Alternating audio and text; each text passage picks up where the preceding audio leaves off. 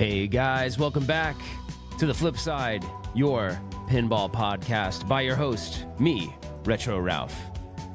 We got a lot to talk about, so I'm going to try to keep it to my normal 20 to 30 minutes, but I can't guarantee we might go over because I just might be that excited to talk to you about all the things that just went down this past weekend and probably the past week or so. So I'm going to turn the volume down and we're just going to roll right into it just like we always do. So the big news, the top news from me at least, is that I did not expect this, but at Southern Fried Gaming Expo that I just got back from, there was 2 Godzilla 70ths that Marco Specialties brought to the show. Now, the official press release does say from Stern that it's going to be showcased and highlighted for the very first time for the general public at San Diego Comic-Con. But guess what? I saw it before then, so suck it, San Diego Comic-Con. Boom! Already saw it. Anyways, a lot of people saw it, including Don's Pinball podcast, who I got a chance to hang out with for a brief period of time. We played some Total Nuclear Annihilation, and he was not happy with the outcome. But that's okay. It's not very often that I win in anything, so the fact that I beat him made me feel good. But you know, it's Don. I'm sure he could beat me at a lot of other games. But anyways, that is a game that is very difficult if you haven't played it much. But anyway, so what do I think about the Godzilla 70th now that I've seen it? It looks beautiful. So the thing that really stands out to it is the way they had it set up in the booth. If you're watching this on the YouTube side of it versus listening to it, you'll be able to see the video. But they had it set up in like a side-by-side sort of thing, or back-to-back, with the original version, obviously, with the colorful playfield. So you could kind of compare the side art, and the side art I know artwork is subjective in general, but I mean, I looked at it and I'm like, damn, that thing pops crazy. It pops like crazy because you got the metallic part of it, right? And you're featuring Mecha Godzilla on the side, so that foil artwork, that feature that they use, and that gives it that sheen, it just makes it look like Mecha Godzilla's metal. So it's really cool on the side. Now, of course, the back box side art, the same thing. It still has that sheen to it. Looks really cool. The back box is okay. I don't, I'm not like blown away by the back box. It's really the sides, or sorry, not the back box, but the translate in the back box. It's okay.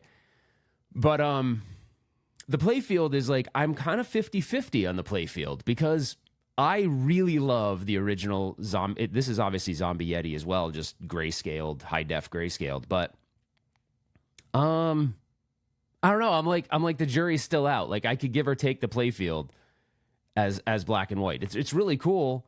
But I guess for me, being someone that owns one already, I'm like really contemplating whether or not this is something that, oh my gosh, because it's the same game. I mean, as you guys know, it's not like it's a different game. It's the very same game, just with these features. They did not have the black and white LCD, so I don't know if that's something he did mention they're going to do that, so I don't know if the code just wasn't ready in time. But whatever they had running on the show floor did not have the LCD artwork assets and video clips in black and white. It was all in color still. So anyway, it would have been nice to see that. I'm assuming for the grand reveal at San Diego Comic-Con, they'll have that ready, but they did not have that in time, I guess, for Southern Fried Gaming Expo. But anyway, so speaking of that, I'll give you a little bit of my experience at Southern Fried Gaming Expo. I got there kind of late because of that whole CrowdStrike rollout that kind of got all messed up. I don't if you're unaware. We use CrowdStrike at my work. I don't even know exactly what it is. I think it's some kind of like anti-malware or something. Someone knows, let me know. All I know is it slows down my work computer. I'll tell you that much. But I think it filters internet traffic and things like that. So anyways, there was some update to it that took out a lot of Windows machines, and the only way to fix it was to reboot them into safe mode and then apply a patch. Well, you can imagine there's a lot of Windows machines running various different things in the world, and airlines is one of them. And man, holy crap, I walked into the airport. I was unaware of this event even happening. So I'm on my way to the Southern Fried Gaming Expo, and I'm looking around, I'm like, all these monitors have like blue screens of death with sad faces on them. And I was like, that's weird, right? Like I just immediately thought, well, it's probably just isolated to the airport or whatever. But little did I know it was happening all over the place. So it definitely caused a lot of disruption. I was supposed to have my panel on Friday night, but I ended up having it on Saturday. And you know what? it probably worked out to my favor because I was really nervous about the turnout I'd have at a panel at Southern Fried Gaming Expo at like 7 o'clock at night on a Friday, the first night.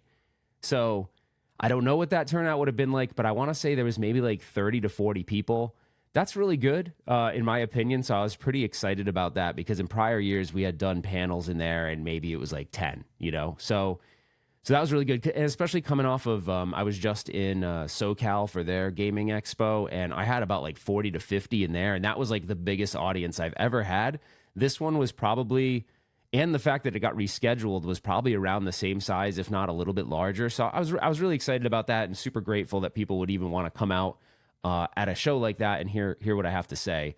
The session was more about like the future of arcade gaming and the current state and the future, and I did talk a lot about pinball as a part of that, right? Because I think pinball has really helped propel a lot of these arcade bars, which is really, to me, the arcade as of today, right? I mean, you could argue you got the Dave & Buster's and places like that, Main Event, but to me, really the thing that's driving the hobby and continuing to propel the hobby forward are all these arcade bars that have popped up all over the place. And if you haven't seen it, the only man I know that's made a documentary about the rise of arcade bars is my buddy Bob Rose. If you haven't seen the movie, it's called Token Taverns. You can, it's on Tubi for free with advertisements if you want to see it that way. It's on Amazon. There's a bunch of different places you can watch it. Give it a watch. You might enjoy it. I'm actually in it. I'm featured in it a very, very small part, but I am in the movie, which is kind of cool. So anyways, moving on. The one thing I'll say, right? The feature game was obviously John Wick because that's the latest release from Stern Pinball. And I just, it's not just because I own it, and it's not because I'm a Stern fanboy. I really, really like John Wick. The game is a lot of fun.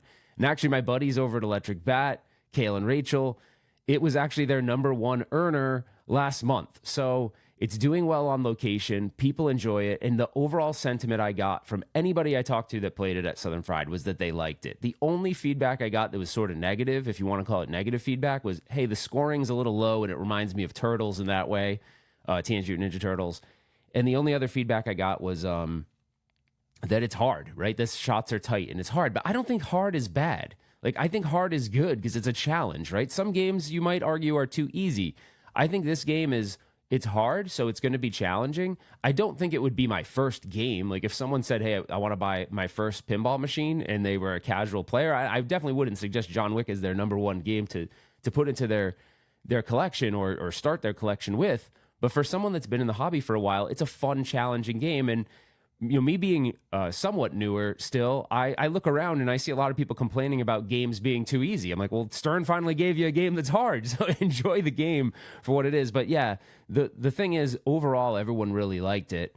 My only beef with playing games at shows is that you just like a lot of times the sound is loud, but it's so loud in there with so many other machines that it's really hard to hone in on that. And there's a really cool soundtrack by Pantera that's part of the game that you really can't experience much at the show because you can't hear it over everything else. Now, I did take them a moment to talk to Elliot Eisman. So if you don't know, Elliot Eisman has worked for Stern, I think, for 10 years as a mechanical engineer. So he creates a lot of mechs and things like that that would be part of the games that we all play. I don't have like all the data as to all of the games that he worked on or provided, his specialties on, but really nice guy. I had met him at the Stern factory tour, but I didn't really have one-on-one time with him. I could have. I think I was pretty overwhelmed by that overall experience, so I didn't really think to stop and talk to him. But I was with my buddy Nick, and I'm like, Nick, I think that's Elliot. The thing is, the guy looks different in like every picture that's posted of him online. So I was like, I think that's him. And so I was like, I'm going to go talk to him. Nick's like, yeah, you should. So I started a conversation with him, and I felt compelled to tell him, though, that, like, screw the noise. Like, I'm like, look at all these people enjoying the game that you designed. You know what I mean? And it's like, I think if you looked at comments or just looked at maybe social media or other content creators, there's been, like, definitely a lot of repetition or people that, like, pick up a message that the game's not good or the game's not selling well. And I was just putting myself in this guy's shoes. This guy's first game got designed. If he was reading comments or looking at other content that was created, there's a lot of negative content, the no guns thing, all this nonsense. But at the end of the day, it's a fun, fast, and challenging game. And it was his first one. And I'm like, man, you should be proud of this, really. You created a great game. and look at all these people that are enjoying it. And he was there to look for feedback. I gave him some feedback on the scoring and such, but I don't know. I felt compelled to tell him, like, look, I'm a content creator. I see comments of people saying negative stuff about me. You just got to ignore that stuff and rise above it. And I think he will too. I think he'll design another game, no doubt. But I think it was really good. I did ask him if the code updates are coming, and he said Tim Sexton's going to work on his project is to work on the code from now until the end of the year. So I'm sure we're going to see subsequent updates, as that's a lot of time. And he even admitted, like, we're refining the code quite a bit. So I think that game's just going to continue to get better. And I kind of just said to Elliot, like, F that noise. Look at the people in here. They're all enjoying your game. Get the feedback from the people playing it, not from people that haven't played it that just want to, like, mouth off online. You know what I mean? There's a lot of that in pinball where people just, like, don't play a game. You know, Jaws, oh, the game sucks because the shark doesn't eat the ball. Who gives a shit if the shark eats the ball? Like, I could give a rat's ass. The game is so fun. No part of me walked up on that, man, I'm so disappointed. This game sucks because the shark didn't eat the ball. The other thing I will say is a lot of people put a lot of emphasis on mechs, like, oh, games with more mechs are better. And I'm like, I don't know, man. Maybe I'm in like the rare. I don't think so, though. I think a lot of people share this sentiment as well. I don't think you have to have a bunch of mechs or like crazy toys all over the place to be a good game. The toys are fun and it's great when you have them. And I think having them or one or two in a game is always like creates moments within that game. But I don't think you need it to have a super successful game or a fun game to play or a challenging game to play. I mean, I look at Bond, and Bond looks rather bare when you look at it. It's one of my favorite games, and there's not a whole lot going on. As a matter of fact, the Pro, to me, is my preferred. I don't miss the jetpack thing, and I don't miss that one physical ball lock. So I don't know, man. That's just me. You know, definitely if you have a way to comment or want to like comment on what I'm saying, definitely do that. But I just wanted to make it a point to be like, Elliot, you know, stay positive. You did something good here, and people are enjoying it. Look around. There's lines for John Wick all day, every day. So really cool, and it was encouraging to see Kale and Rachel really like it. Their community, which I view as mostly hardcore pinball players and some casuals, really like it. As a matter of fact, they like it enough to make it the top game last month. So I think that's really cool. But anyway, I'll move on from that. So that conversation with the Elliot was really cool. Now, there's another like really cool pinball story. I'll say it really short. I won't spend a ton of time with it. But I was in Denver for work. So this week I was actually in Denver, or last week, sorry. I was in Denver Monday, Tuesday, then flew home, then worked for a couple days, then took off to Southern Fried Gaming Expo. So I was really tired last week. But when I was in Denver, I was like, man, this is funny. You guys are gonna laugh at this. I was on like a 29-day streak on Insider Connected. And I'm like, I'm not gonna let that go. Like, I can't. Just because I'm on this work trip, I got to find a way. So we went out to a customer dinner. It was in the Denver, like, downtown-ish area. And I'm like, man, I got to go somewhere. So I hop on Pinball Map, and I found that there was, I've been to this place before. It's called, like, One Up Arcade Bar or something like that. So I'm like, I'm going over there. The dinner ended early enough, and I had like one, well, no, I had two. I had two old fashions. But anyways, and anybody that knows me knows I don't drink much. I actually had nothing to drink at Southern Fried Gaming Expo. I had not one single beer, which is crazy. So I didn't even have one beer. That's not how Expo usually goes. Expo, I usually have quite a bit to drink, but I didn't. I didn't have anything. I don't drink a lot, though, in general. But anyway, so I didn't have anything to drink, but I did this night. So I had those two old fashions, and I'm like, you know what? If this one-up place is close to where this restaurant is, it might be a good idea for me to just chill out there for a little bit, play some pinball, make sure I don't lose my streak, and be safe to drive, right? So I go over there, and I was about to jump on a game. I get my change. They have all those old school change machines there. It's all coin drop there. It's not like a flat rate arcade or anything like that. So it's a cool bar though. It's a cool bar. Kind of got a grungy feel to it, which I like. You know, it kind of makes you feel like back in the day. Very very cool place. Cool arcade bar. If you're in Denver, definitely check it out. But I'm about to play my first game. I think I was going to go on Jaws. It's kind of stupid because I own that one, but you should, when you go on location, it's better to play games you don't own, right? So I go on there. I'm about to put in a credit. Actually, I put one credit in, and there's this guy, and he's like, "Hey, man, you want to play John Wick?" I put in a credit. He's like, "Oh, man, you just put in a credit." I'm like, "I don't care. Yeah, let's play John Wick." So I left the credit in. I didn't care, and there wasn't anybody really in there. So I figured if we hop back on Jaws, there's one credit will be on there. So, I I started talking to this guy, a guy I didn't know. He was super friendly. And we just started talking. I was like, hey, man, where are you? Where are you from? You from Denver? He's like, no, actually, I'm from this mountain town up north. My family and I own this barbecue restaurant. And it's my birthday, so I'm down here for my birthday. I was like, well, where's everybody else? Like, why are you here alone kind of thing? And he goes, well, I'm with my fiance and I think it's his daughter. His fiance and his daughter. I can't remember. It could have been daughter. It could have been his future stepdaughter. I'm not 100% sure. But she wasn't of age, so she couldn't come into the place. And he goes, well, do you mind dropping me off just for an hour? It's my birthday. I really want to play some pinball before we go out to dinner or whatever. And, his girlfriend's like, yeah, of course, right? And he seemed so excited to play pinball, man. I mean, over the moon. So I'm thinking, like, does he not, like, has he not played pinball in a while? Like I get excited to play, but he was so freaking happy. Like, the smile was all over his face. And I'm like, man, why are you're like really excited? I love seeing you like this. You're kind of amping me up that you're so excited. He's like, well, man, my small town I'm from only has one pinball machine in it. He goes, it's a really small mountain town. We only have one. So I don't remember what one it was, but it wasn't like an ultra popular game either. It was like kind of something that isn't that popular. So he was so excited to play. It was his birthday. So of course I'm like, I paid for his games. But what was so cool is like, I didn't even know this dude. I thought I was just going to play alone in this arcade bar. And I start becoming really friendly with this dude that it's his birthday, which was super cool. So I got to like kind of celebrate this guy's birthday. I paid for his games, which was cool. It was like my birthday present to this stranger I didn't even know. And he was just so fun to play with.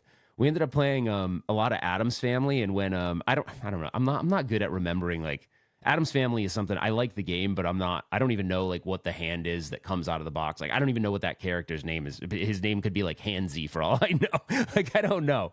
Anyways, I'm not good at remembering a lot of stuff like that. I only remember like I don't know. Some things I can remember, some things I can't. But anyway, I don't know what the freaking guy, the hand thing's name is. But when that happened in the game, like I was playing and that happened and it grabbed the ball, he like lost his mind. So I said, well, how do you play then if you only have one pinball machine up there? He's like, I only play digitally. That's all I play. He's like, I play Pinball FX3, FX2, and like that kind of stuff. He said he even plays the VR pinball with like the Meta Quest and stuff. And I was like, that's cool, man. And he goes, but it was interesting because I watched him get better as we were playing because his timing is different because he's used to playing the games digitally. But man, he's like, man, I just wish I want a pinball machine, a real pinball machine one day. But anyways, long story short, the guy was just freaking a really cool guy. And when I did my panel at Southern Fried Gaming Expo, that was my main thing. I'm like, I want to encourage you guys, go out of your house, join a tournament. It doesn't matter. It doesn't matter how good you are. You will meet some really cool people. And some of these people might end up being your friends for life. You know what I mean? You don't know, but you don't know if you don't go outside and do it. And I think we need to do more of that. During the pandemic, everyone just bought all this crap for their house, including me. I kept buying everything. I had friggin' enough room for. Well, I used up all my room, but I like created an arcade out of my garage and the inside of my house. Man, I had arcade games everywhere. Arcade games in storage lockers. I mean, it was insane. And now when I think about it now, I'm like, I enjoy having a collection, but I enjoy being out socializing and playing these games with other people that like it way more. So, anyways, go do that. That was something I encouraged during my panel.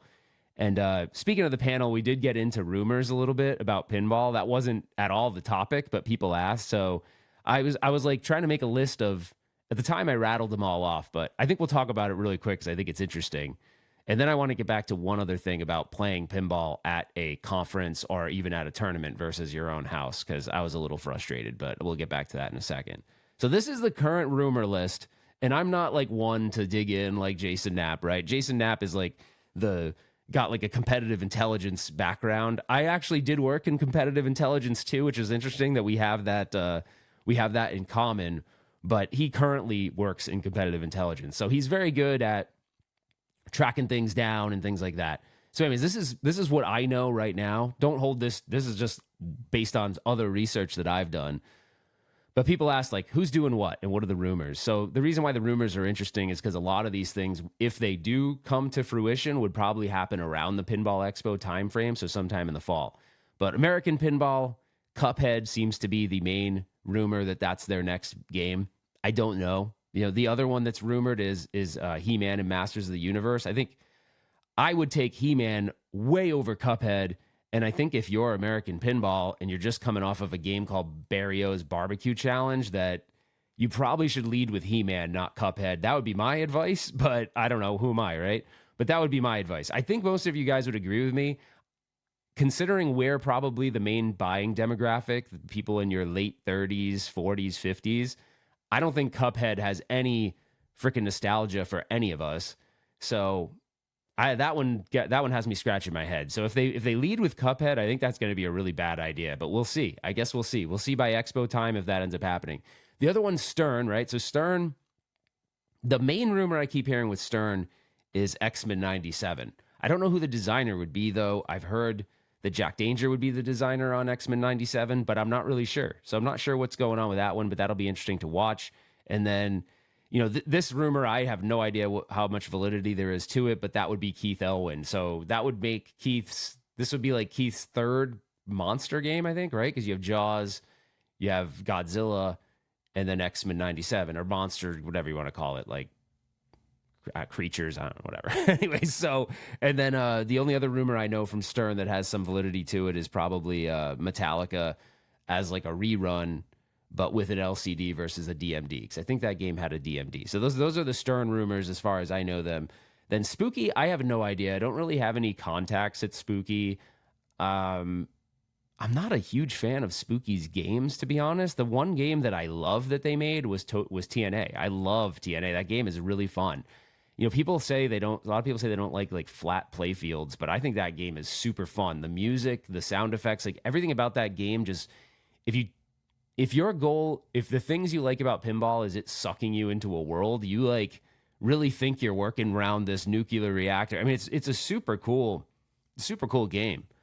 But yeah, in general, I don't get super amped up on Spooky games. I don't know why. Like none of them really have like really hit the mark for me. But the one that I have heard is Beetlejuice. Now, if you did a Beetlejuice, I probably wouldn't buy it, but I definitely want to play it. I definitely would want to play it, and it kind of makes sense because isn't the newer movie coming out at some point? I don't know. I don't follow. It's weird. My wife doesn't like movies. She doesn't not like movies, but she has a hard time, Kim, who you've heard on the podcast one time, but she doesn't like sitting through it. It's like if movies had intermissions, she'd be fine. She gets antsy. So that's why she's good at like binge watching shows, because she can get up between like, oh, all right, it's 22 minutes or maybe an hour at max, depending on what it is. So she likes that format better than like a 2-hour or 3-hour movie. I can get her to go sometimes, but yeah. So if it's Beetlejuice, I'm cool with that. Jersey Jack's rumor list is interesting because I have no clue which one of these would even happen, but I gotta think they're working on their next game. The list that I have, mostly from Colin, would be Avatar, which I have no interest in. I like the movie, but I have no interest in an Avatar. And they already did an Avatar, Stern. So I don't know. That one just doesn't, I don't get that one. I don't know. I know it's popular, but I don't know how popular it is in our age group that is the main buyer demographic for this stuff. I don't know. Avatar just like, I don't care. I don't know. That's just one I don't care about. Top Gun, man, I could get behind a Top Gun. But I am also, keep in mind, I was a kid that was obsessed with fighter jets as a little kid. Loved them. I had F-14 Tomcat pictures all over my bedroom. I loved that. My grandfather used to bring me to air shows. Top Gun, if done right, would be pretty freaking badass in my opinion. And I think you could make that into a really cool pinball machine.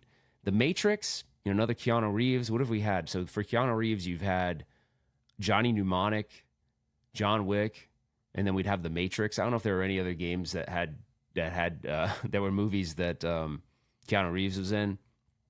The main rumor that keeps coming up all the time, though, is Harry Potter. Now, I'm not a big Harry Potter fan. I don't dislike it. That wouldn't be one I would buy, though, I don't think. I don't know. I will say this, though. I had a chance to play Elton John. I finally got to play it in a place where I could put a little bit of time on it, although the lines were kind of long for that game throughout the whole Southern Fried Gaming Expo, because they brought a couple games, or they brought like 4 or 5 games to the show.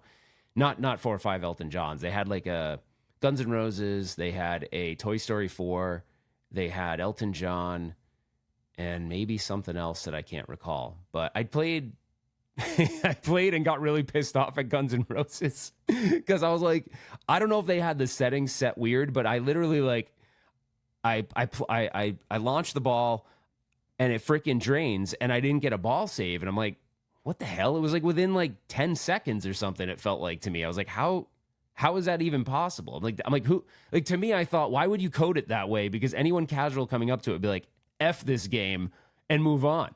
Like, that's just so you want to give someone a chance, you know what I mean? Especially because there is a market for new pinball fans, and you're not going to be good the first time you play. You know what I mean? You need to have something that gives you something. So it's got some challenge for the people that have been around for a while, but like someone new doesn't have like a terrible first experience. I was tired, I was hungry, I lost it.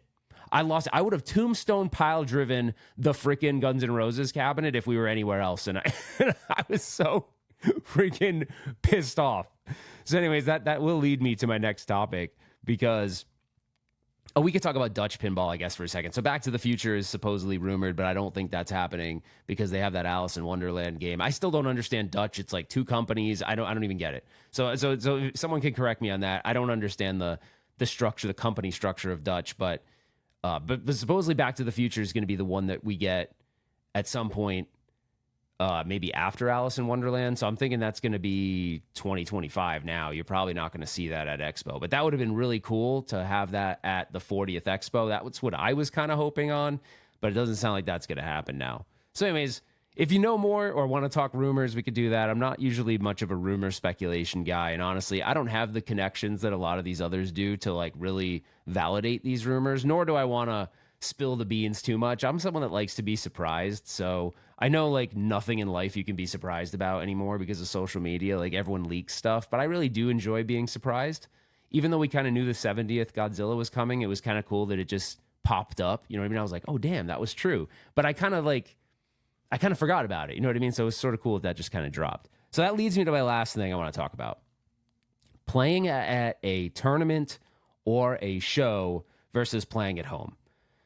Maybe this is just me, but I was super, super frustrated at my abilities at the Southern Fried Gaming Expo. Like, it seemed like I was cursed. It was like every game I played, I was stiff, I wasn't loose, I didn't feel like I was in the zone, I felt completely out of my element, and it bothered me because I've been playing pinball every day for quite a while now. I don't know, I probably missed a day or two, but I'm at least on like a 32-day streak right now.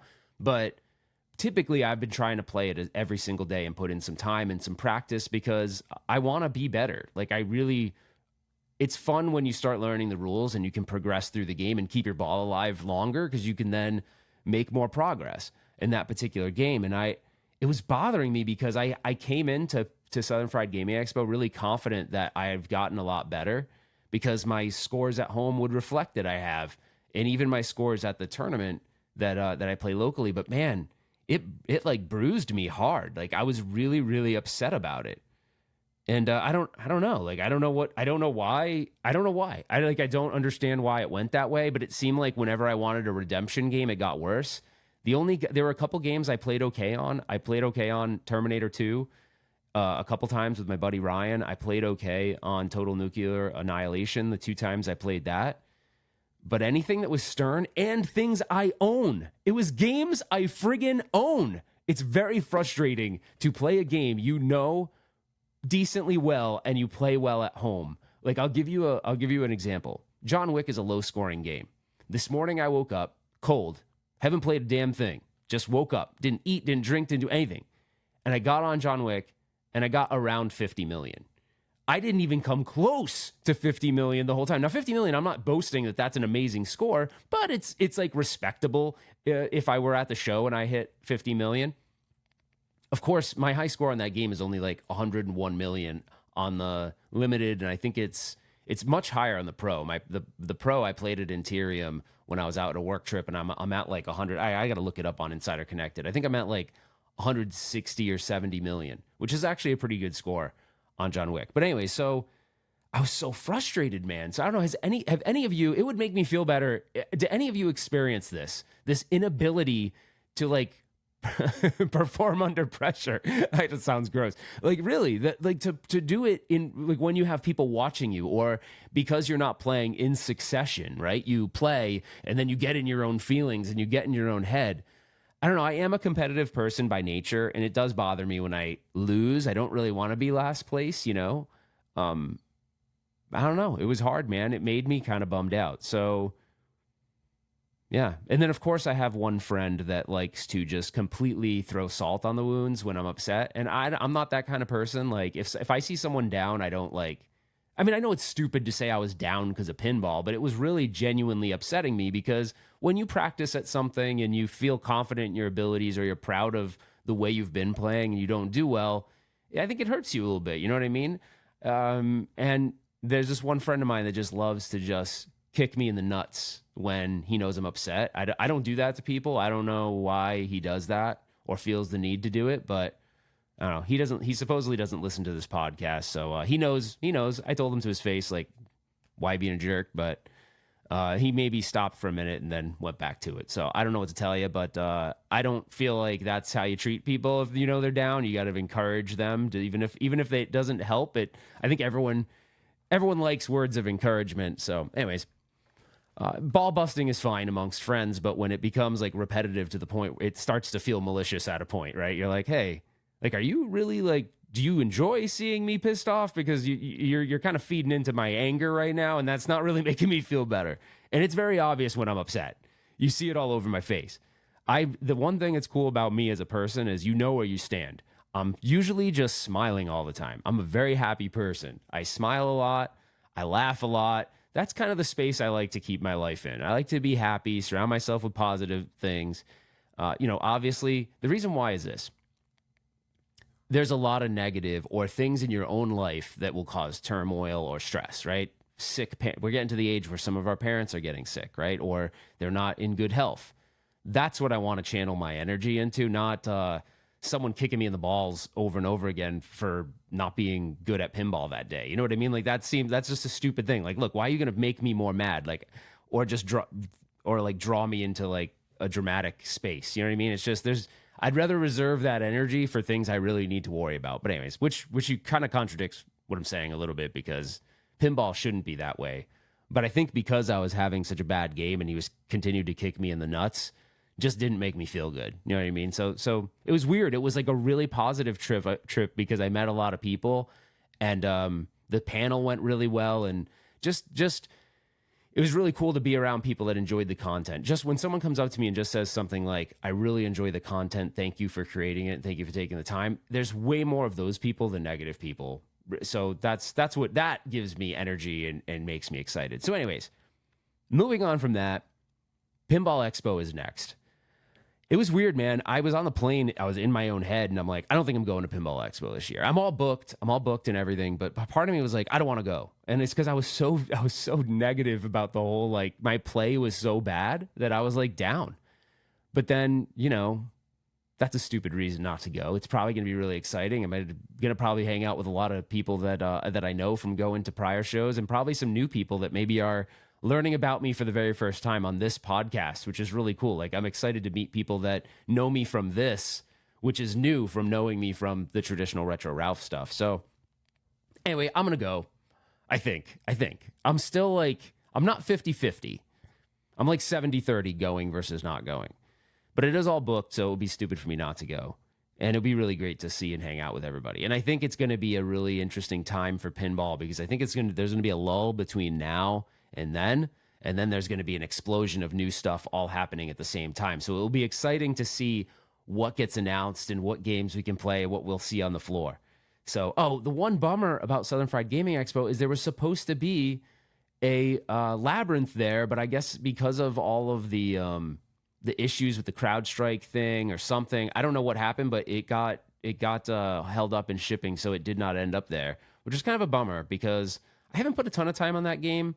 I put a little bit, and I don't think it's one I would want to own, but it's definitely one that I'd want to play more of because I really liked Labyrinth as a kid. So anyways, are you guys excited for Expo?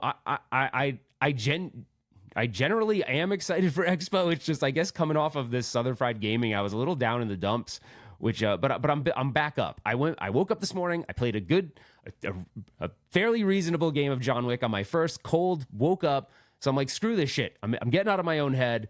Pinball is supposed to be fun, and it is, but you gotta like, you know, maybe I was taking it too seriously, but I am competitive by nature, and sometimes that kind of gets in the way. My uncle one time, we were it's sort of funny. Maybe it's like in the Italian blood of my family, because my uncle one time we were playing some game, and I don't remember what it was, but whatever it was, it needed a pencil. It was like some kind of like game where you wrote stuff down. I don't know, something. And I remember he broke the pencil at the table and like walked away. It was like at a family holiday event. I was like, damn. And I kind of was that guy at Southern Fried Gaming Expo. Not when I was interacting with people, but when I was interacting with machines, you would have thought I wanted to like destroy every pinball machine. It's funny. Hey man, sometimes pinball can be frustrating, right? Especially when you're not playing well or on a game that you own. But anyway, so we'll see what happens at Pinball Expo. Are you guys going? If you are, you know, and you're watching this on a platform that allows you to comment, I'm curious if you're excited about any of the things that we talked about, like some of the rumored games and stuff. But that's gonna wrap up this episode, guys. Oh, I forgot to mention I brought all my podcast equipment. I had all these ideas. I was gonna get a moto on the show. I wanted to do something with Don's Pinball podcast, and none of it ended up happening. But I did put a video out on the Godzilla 70th. So if you're interested to see more of it, I took some pretty good shots with my good camera, so you can kind of get a good idea of the colors on the playfield and how that gray looks and the red looks against the side art and everything. But anyways, guys, thank you so much for all your support. I really do appreciate you guys for supporting the channel, supporting this podcast. And I hope that between now and Pinball Expo 2024, I get to meet you guys, and there's going to be some really exciting announcements in pinball. But until then, I will see you on the flip side.